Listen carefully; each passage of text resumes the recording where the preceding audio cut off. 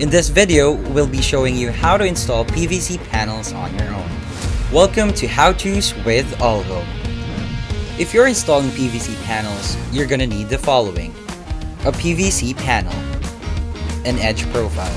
This is a PVC panel accessory.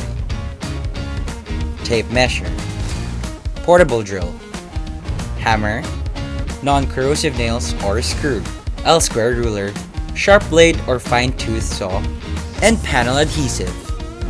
Once you have these things by your side, we can now get started. Start in getting the measurement of the area.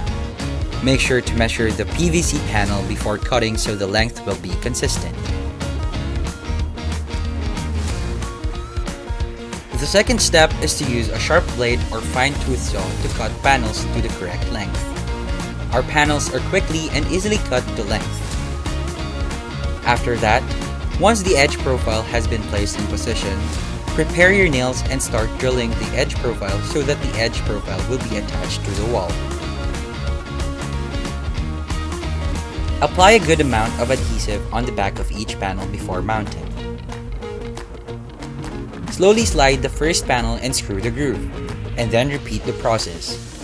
If you were having a hard time sliding the panels, use a hammer and hammer down the side of the panel. We hope we were able to help you narrow down the steps to make it easier for you. Share your installations on the comments below. So there you have it. We've shared all the steps to install PVC wall and ceiling panels.